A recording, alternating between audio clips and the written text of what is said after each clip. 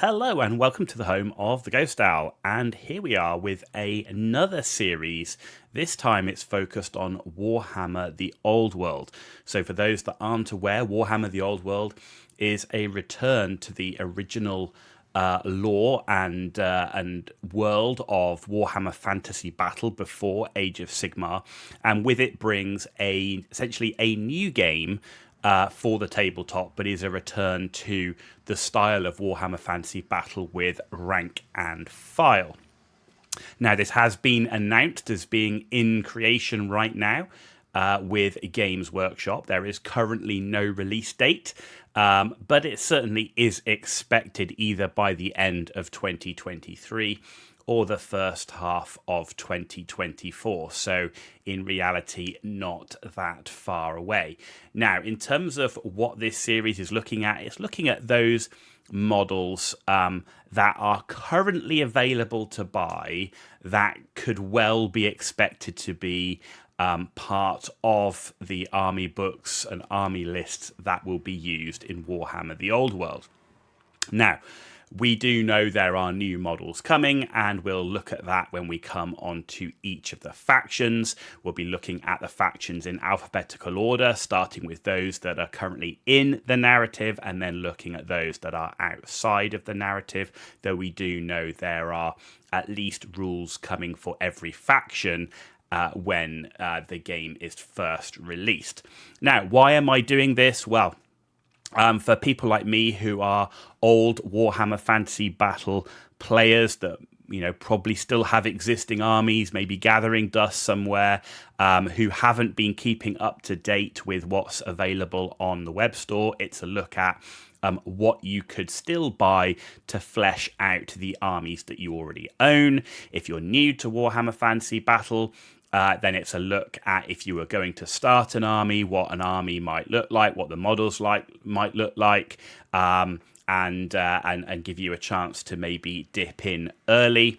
If you're like me, I'm a very slow painter, so this gives me a chance to buy models in advance of the game being released and have them painted and ready to play when the game does fully release. And as well, not many people are sat there with, £300, £400, £500. We don't know how big the armies are going to be to drop on an army on day one. So this does allow you to then spread the costs over buying the units over many, many months. And sort of you can buy a unit, paint it up, and next month buy a unit, and you're not having to find the money all in one go. Now, I should say everything that is in this series are personal opinions only. I have no inside knowledge. I have no relationship with Games Workshop in that way, other than being a fan of Warhammer Fantasy Battle and the lore of that game. And everything in the series is correct at the time of recording only. And I have based a lot of what I'm going to talk about on the last remaining army book that was published for the factions. Many of those will be 8th edition, but there are a few like Chaos Dwarfs and Bretonnia that didn't have 8th edition army books. Now, before we get into it, other miniatures are available. You can find, obviously, the old classic miniatures that are no longer available to buy from Games Workshop on eBay, for example. You've got other manufacturers that you can use as counts as, such as DS Vault with their sort of Crusaders and Templars and so on, Kings of War. There's also those 3D printer opportunities out there, whether you own a 3D printer and you're looking for the files, or whether you're looking for someone to do it for you. That's an option, but always remember that non-official Games Workshop models are not usually allowed to be used in their stores, at gaming tables, or in the tournaments. Also, when you're looking at the Games Workshop models on their website, check the bases. Some of these will have round bases, some of them will have square. Now, we know that they're going to be square bases, but we also know there's going to be some base size changes, so please keep that in mind when you're buying the models. And again, if a lot of times the bases you don't really care if you're just playing at home or playing in a local club, but if you are playing in tournament, you will need obviously the correct base sizes. But if you're not too fussed about making sure they're fully correct, then you've obviously, consider the fact that when you're playing a rank and file game like Warhammer Fantasy Battle was, and like the old world will be, movement trays will be a really important part. So you can mitigate a lot of the base issues with movement trays. Also, check the material. Some people really don't like fine cast, so there's still quite a lot of the old models that are dotted around that may well be fine cast, so check that out versus plastic. And if you are looking at stuff off eBay or whatever, and it's forge wheeled, that of course will be resin. So for example, the Chaos Dwarves. And overall, given what we know about Warhammer the Old World, the timeline it's going to be set in, I would avoid buying named characters unless there's a nostalgia thing. There will surely be rules, even if Games Workshop doesn't do it. The fan base will provide rules for some of those characters that you might have played in the past. You can consider the timeline and maybe take a gamble on, if you look at some of the longer lived characters, whether they be demons or whatever, even elves, for example. Maybe those characters will make an appearance. But with a new game, with a new timeline, I can certainly expect that we might see a few new named characters put in. Though, of course, as always, you can use these named characters as accounts as. So if you had Karl Franz, the Emperor of the Empire, for example, on his Griffin, there's no reason you couldn't use him as a general on Griffin if that option was available. So that is essentially the intro of why we're doing it and some of the considerations that you need to consider while we go through each of these videos. But without further ado, let's go and look at the next faction. And now for the final faction in our look at what models are available for the factions listed for Warhammer the Old World. Those that are in, those that are out. And we're now on to the final one of those that are out, which is the Vampire Counts, another huge favourite of mine. In fact, my first ever army in Warhammer Fantasy Battle was the Undead when it was a joint faction overall. So Vampire Counts always have a special place in my heart. So utilising the last army book that was released in the last viable army list around, which was the 8th edition, that's what we're basing everything on. But we are looking at all the models that are currently available on Games Workshop's website. And in terms of looking at special lords, Vlad von Carstein, Count Manfred, and Heinrich Kemmler, and I'm discounting the Manfred von Carstein that's on his Age of Sigmar mount, are not currently available. The interesting flips to that is, in terms of lords, there's actually quite a lot available. And I do remember almost lamenting at one point with Vampire Counts that the only vampires you could buy were ones which were the named characters, and where were the whole generic vampires, and now we've got a whole ton of them. So in terms of vampire lords, for £20 you can pick up the Crimson Court. So you can get a basic vampire lord on his own for 20, and for the Crimson Court you can pay 25 and get 4. So without doubt, the best value is picking up the Crimson Court. And I've put the picture there right in the center top. And you can see those are the 4 vampires you get. And you can actually even pick that out as you kind of got a Lamian in there. You've kind of got a Blood Dragon in there at the front.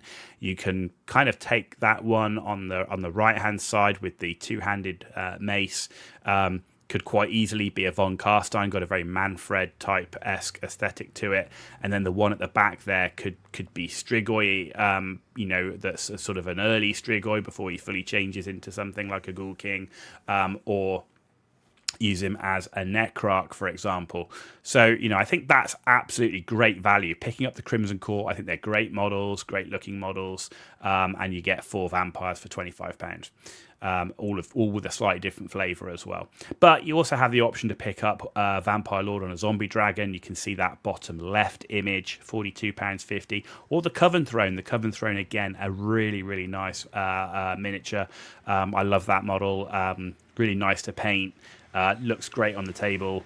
Great centerpiece, £42.50. And it can be built either as a Coven Throne or a Mortis engine. You've got a Master Necromancer on foot, also available for £12. And you've also got a Strigoi Ghoul King, known as an Aberrant Archregent. That's £19. So again, you've got an opportunity there, and that's the image top left. So in terms of generic lords, vampire counts well catered for, and in fact probably better catered for than they've ever been, even when they're in Warhammer Fantasy Battle. There are lots of different vampire lords. I've just picked out a few. There are actually quite a few others that have now been brought in. If you want a kind of a bat theme or a wolf theme to your lord, you've got that as well. So I haven't put all of them in. There are a ton on there, but certainly the best value is the Crimson Court. In terms of special heroes, you had Manfred the Acolyte, Krell the Lord of Undeath, Conrad von Carstein, and Isabella. None of those are currently available. But in terms of generic ones, they are all available. So you've got your Necromancer. You can see him top left there, £12. You've got the Vampire mentioned before, £20. But if you're buying the Crimson Court, you're going to get yourself a Lord and 3 potentially Vampire heroes. So that would be my choice of route to go. The White King, £12 on foot or on the Skeletal Steed, which is the new model. I have to say, this new White King on Skeletal Steed, it's an absolutely amazing looking model. I love it. This is where I had this whole issue with Age of Sigmar. I just can't get on with the rules. It just doesn't appeal to me. I've tried it. I've tried each of the editions, but some of the models that have come out have been fantastic, and that's a good example. I love this White King on Skeletal Steed, £25. You got a Cairn Wraith there, £12, and a Tomb Banshee as well, also £12. So all the heroes are currently available from Games Workshop's website. In terms of core units, they're all currently available. You've got the Dead Walker Zombies, 20 for £35, and they're pretty nice. This is a new kit, and probably the best looking zombies that Games Workshop has done. I'm not saying overall, but certainly the previous zombie kit was not the best, and they've done a decent job in improving that kit with the latest one, so 20 for £35. Same with the Death Rattle Skeletons, or the Skeleton Warriors, now known as Death Rattle Skeletons, 20 for £37.50. It's the bottom right image.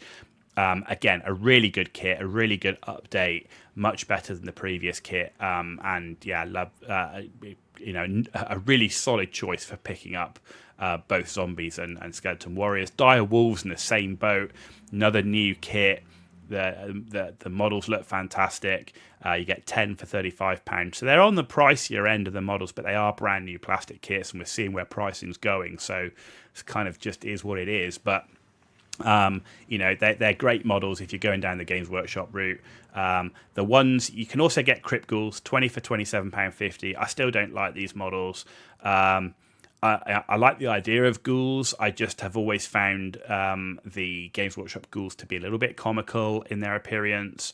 I really think that it's just not a kit that appeals to me aesthetically, but they are there, and it is 20 for £27.50. Overall, I prefer my Vampire Count armies to be more focused around skeleton zombies and the wolf packs anyway, so that doesn't matter for me too much. But they're there if you want the ghouls as well. So again, vampire counts, as we've seen for nearly all of the factions that are on the outside of the narrative rule set, also the narrative campaign, I should say, pretty solid in terms of number of units available, with very few that are missing. In fact, the only one missing on the special units here is the Bat Swarms. But you got the Corpse Cart. I've always liked that model. I always thought it was a bit of a crazy, cool model for Games Workshop, a cart just full of dead bodies. That's still available for £21, and you've got the different flavours of it with the Unholy Lodestone and the Balefire Brazier. You got Graveguard, which is the image in the centre middle there, 10 for £32.50. Not the cheapest kit, but these are kind of your elite heavy infantry, but not bad. Not bad. I just wonder how they fit with the current skeletons. I don't have a new Skeleton Warrior kit. I do have the old Graveguard, and it'll be interesting to see, because the new Skeleton Warrior kit's so good. I just wonder if they kind of overshadow the older Graveguard kit, and it kind of looks them not as elite as they should be. Just something to consider, but not bad. Black Knights, pretty solid choice. That's top centre there. You get 5 for £27.50. Crypt Horrors, they're your sort of giant ghouls, and they're actually quite they're actually quite a nice model. So the Crypt Horrors, I quite like. The 3 for £35. The Crypt Ghouls always seem a bit goofy to me. The new Fellbats, really nice looking. This is a new kit, 3 for £35, so not cheap, but really nice looking miniatures. So the Fellbats there, the bottom left there. Spirit Host, kind of the same it's always been, 3 for £19. You've got Hex Wraiths, pretty cool looking models. I actually quite like the Hex Wraiths. They always seemed quite cool on the tabletop as well, how they worked. 5 for £27.50. They're basically Cairn Wraiths that are riding horses, which is pretty cool. Then you got your Vargeist, 3 for £35. That's in the center image at the bottom there. Basically kind of like winged vampire monsters. But pretty cool overall. So Vampire Count's a huge selection of units still currently available. Nearly all of the units really nice looking and not going to be your most expensive army, that's for certain. What it remains to be seen is how much points units are going to be, how big units are going to be, so that you know how many to buy. So I certainly wouldn't dive in and buy like 100 skeletons straight off or 100 zombies. I say the whole point of this as well is getting in early to either spread that money across a number of months or start painting units up bit by bit in time. So I certainly wouldn't go bulk buying anything until we know a lot more about the game, the rules, the points. But this is giving a bit of a head start for those that are, say, spreading the money out or crazy slow painters like myself. So finally, coming to the end of the entire series, in fact, with the last faction and the last page, Vampire Counts, rare units, all still available. Kind of. So the Vargolf Courtier is the Vargolf at £27.50. That's available, though an old unit, not a particular fan favourite of mine. You've got the brand new Blood Knights, 5 for £42.50. Love this unit. Love the models. Think it's fantastic. Great update to the Blood Knight kit. And thoroughly recommended. I love this kit. It looks great. Cairn Race. So you can field Cairn Race as a hero, or you can field them as a unit. If I'm going to field the Cairn Race as a unit, I think the best value is to go and buy a unit of the Nighthaunt Grimghast Reapers. They still fit nicely with the Cairn Wraith that you would have as a hero, but are different enough that they would look quite good as a unit. So I would actually recommend the Grimghast Reapers, £32.50 there for 10 Grimghast Reapers, and they would make quite a nice Cairn Wraith unit. As always, with all of these, you can see the round bases. Please check those bases about what you're going to do and how you're going to use these models in the future.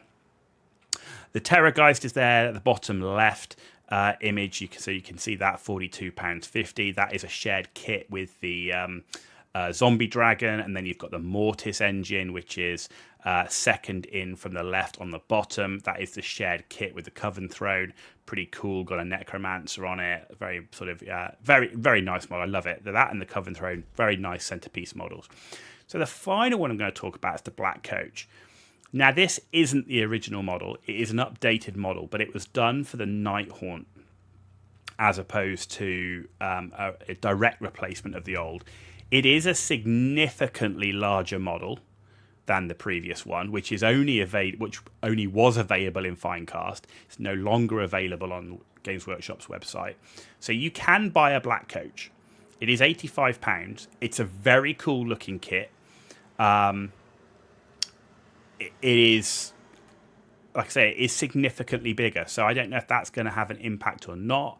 I don't know if that's going to have an impact with it in terms of it being in an army list and then the base size with it, because there's the old one, which was a Vampire Count. The new one is Nighthaunt, but it's still a Black Coach. It's still the same with the horses and then the coffin in the back. So I really don't know how that's going to work out. To be honest, if you're really into Vampire Counts like me, you'll probably just pick a Black Coach up because it's a really cool looking model. And if you're playing casually, it doesn't really matter.